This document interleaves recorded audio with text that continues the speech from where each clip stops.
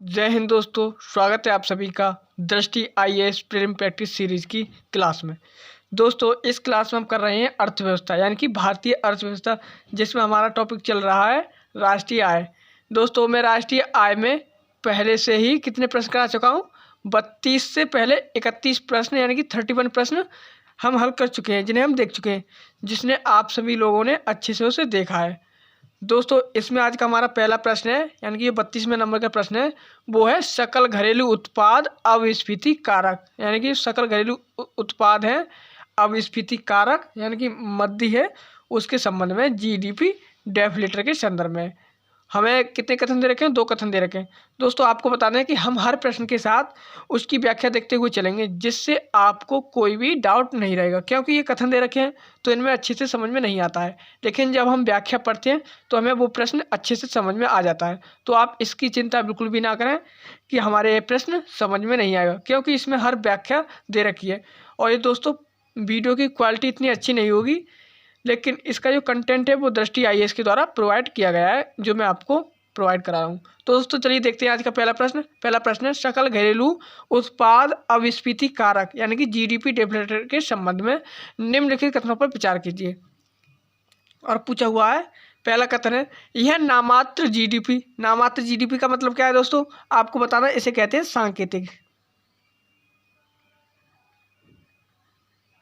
सांकेतिक जीडीपी।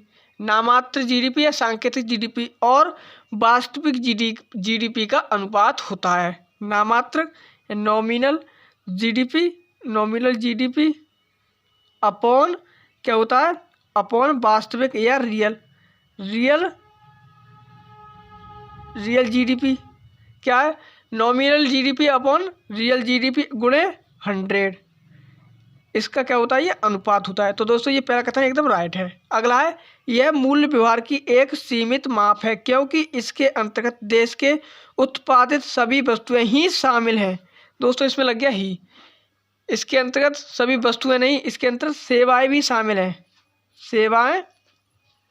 सेवाएं भी शामिल है, इसमें दे रखा है ना कि सेवाएं। तो दोस्तों, ये प्रश्न इसलिए गलत हो जाएगा क्योंकि इसमें सेवाओं को मना किया गया है, लेकिन इसमें सेवाएं भी शामिल होती हैं।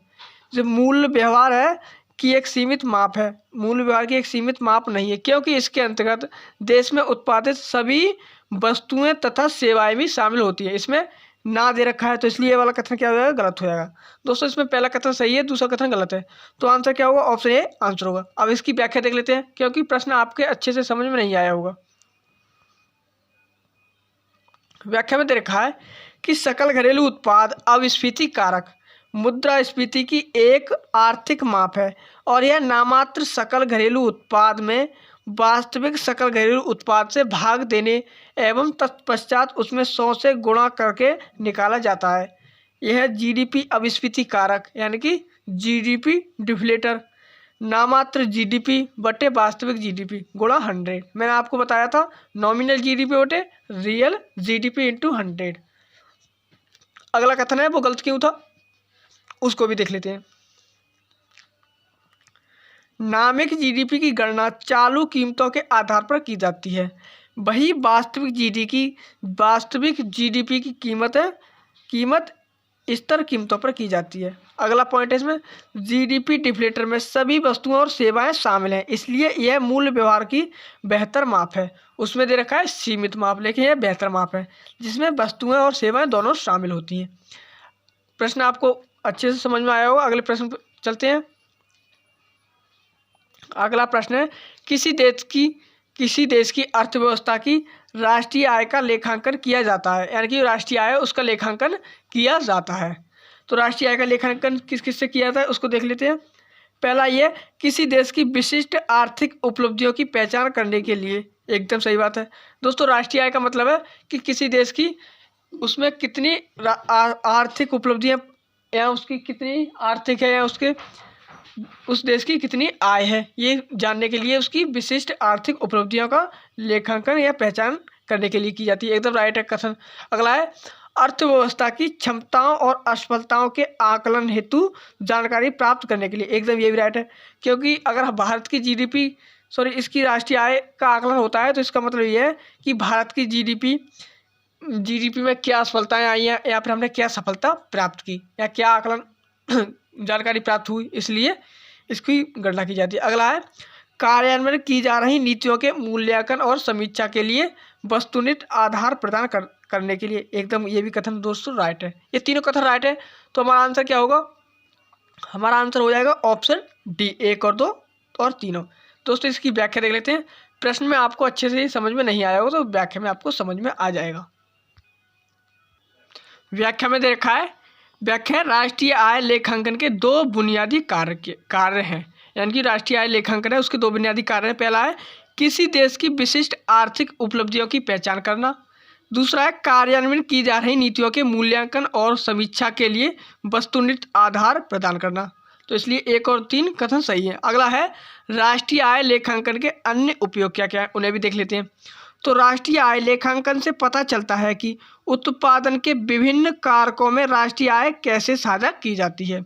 अगला ही पॉइंट है इसमें, राष्ट्रीय आय के आंकड़े अलग अलग क्षेत्रों के विशिष्ट योगदान और समय के साथ उनके विकास को इंगित करते हैं। अगला पॉइंट है इससे अर्थव्यवस्था में होने वाले संरचनात्मक परिवर्तनों को समझने में मदद मिलती है। अगला ही पॉइंट है यह अर्थव्यवस्था की मजबूती और विफलताओं के मूल्यांकन के लिए जानकारी प्रदान करता है। यानी कि जो अर्थव्यवस्था की कितनी मजबूत हुई है या क्या विफलता मिली है, असफलता मिली है, उसके मूल्यांकन करता है, उसकी जांच करने में जानकारी प्रदान करता है। अगला पॉइंट है यह जीवन स्तर, आय के वितरण और समय के साथ राष्ट्रीय आय की वास्तविक संरचना के संबंध में तुलना करने में सक्षम बनाता है।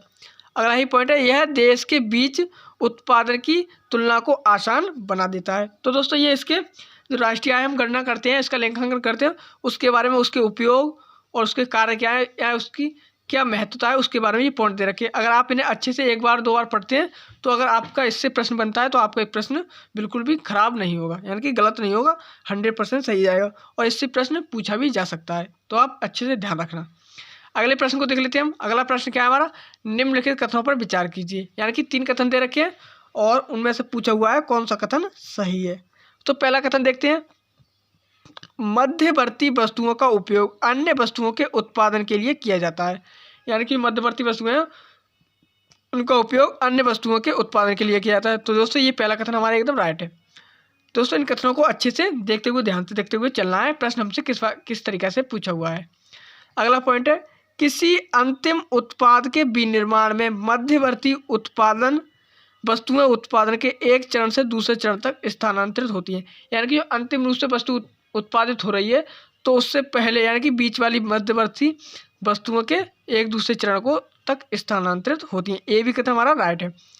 अगला है जीडीपी को मापने के लिए केवल अंतिम वस्तुओं के मूल्य को शामिल किया जाता है। यानी कि जीडीपी को मापने के लिए केवल अंतिम वस्तुओं के मूल्य को ही शामिल किया जाता है। ये भी कथन राइट है। दोस्तों हम जीडीपी के बारे में पढ़ते हैं तो हमें पता है इनके अंतिम वस्तुओं के मूल्य को ही शामिल किया जाता है जीडीपी मापने के लिए। तो दोस्तों इसमें हमारे तीनों कथन सही हो गए। तो आपका पता होगा आंसर कौन सा राइट हो जाएगा, 1, 2 और तीनों राइट हो जाएंगे। व्याख्या देख लेते हैं। व्याख्या में दे रखा है मध्यवर्ती वस्तुएं। मध्यवर्ती वस्तुएं ऐसी वस्तुएं जो कि अन्य वस्तुओं के उत्पादन के लिए उपयोग में लाई जाती हैं और इसलिए ये अंतिम उत्पाद के निर्माण तक उत्पादन के एक चरण से दूसरे चरण में जाती हैं। उदाहरणतः ऑटोमोबाइल के निर्माण के लिए इस्पात, फिर उसके बाद रंग, रबड़, फोम, प्लास्टिक, कांच और केबल, बैटरी आदि ये क्या है, मध्यवर्ती से अंतिम की ओर जाती हैं जब हम ऑटोमोबाइल का निर्माण करते हैं। अगला है अंतिम वस्तुएं। अंतिम वस्तुओं के बारे में पढ़ लेते हैं। ये वस्तुएं उपभोक्ताओं या फर्मों द्वारा अंतिम उपभोग के लिए उपयोग में लाई जाती हैं। इन वस्तुओं के रूप में अंतर वस्तु को बदलने के लिए उत्पादन या पुनर्विक्रय के अगले चरण में ले जाने की आवश्यकता नहीं होती है।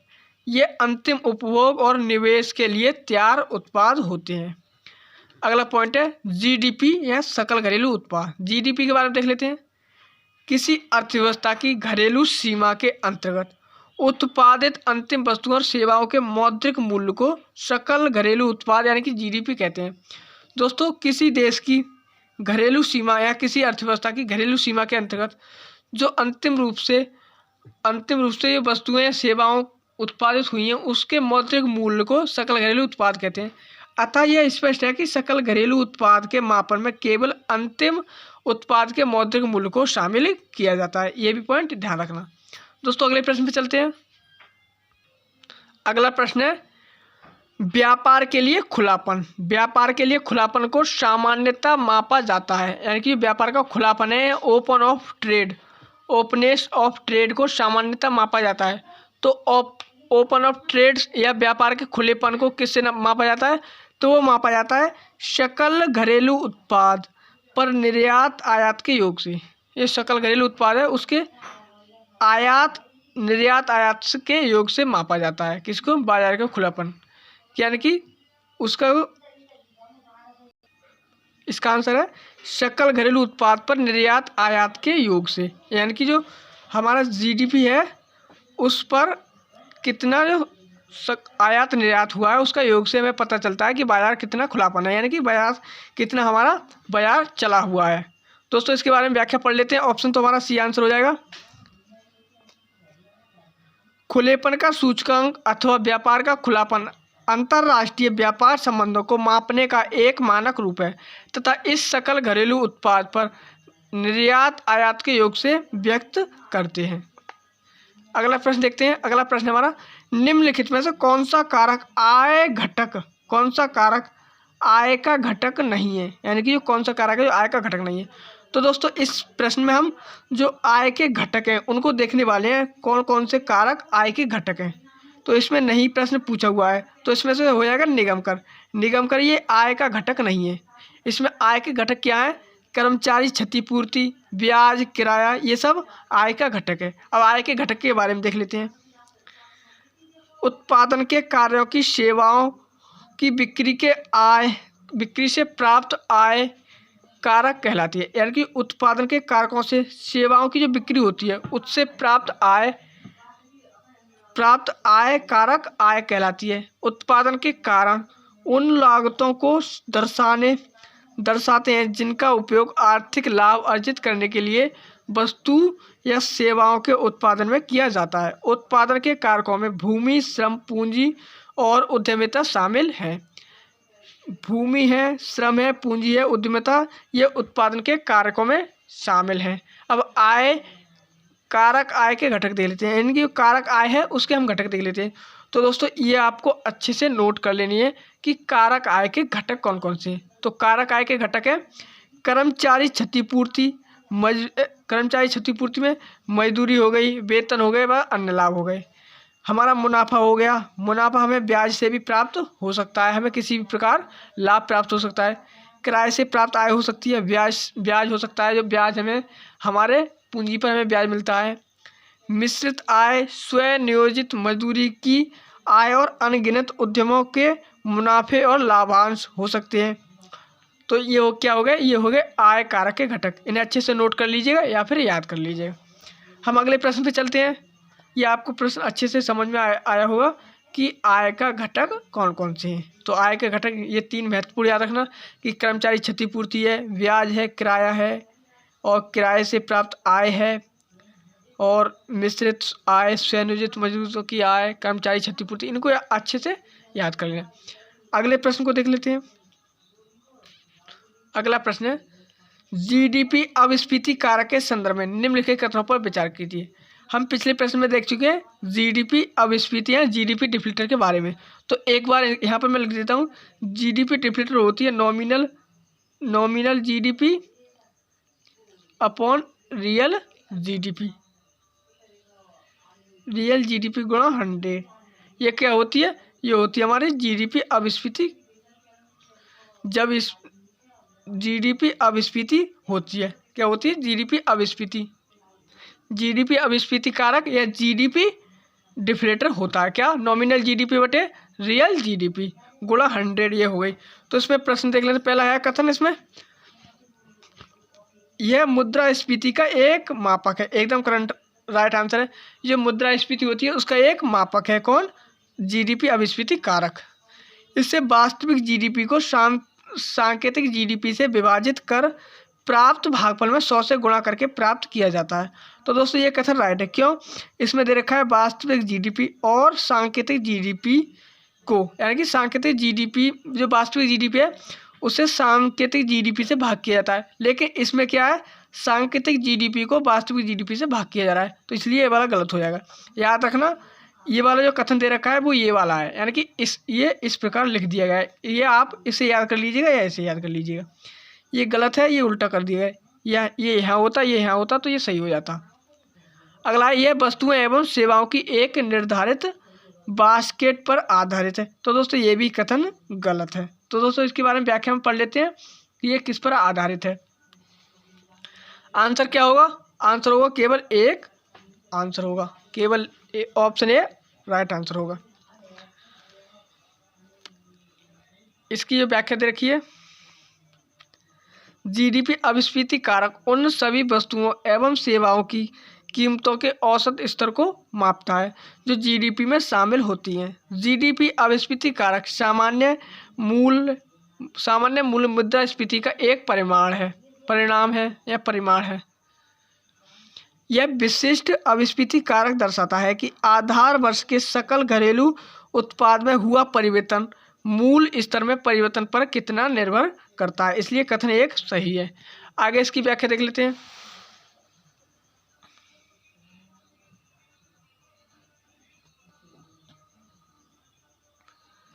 वास्तविक, अगला पॉइंट है इसमें, वास्तविक जीडीपी और सांकेतिक जीडीपी अनुपात में गुणा 100 कर इनकी गणना की जाती है। जो मैंने पीछे लिखा था वो ये वाला है, यानी कि ये हिंदी में लिखा हुआ है, वो मैंने इस इंग्लिश में लिख दिया था, यानी कि नॉमिनल जीडीपी बटे वास्तविक जीडीपी गुणा 100। ये जीडीपी अपस्फीति कारक हो गया, इसलिए दूसरा कथन सही नहीं है, यानी कि वो उल्टा कर दिया गया था।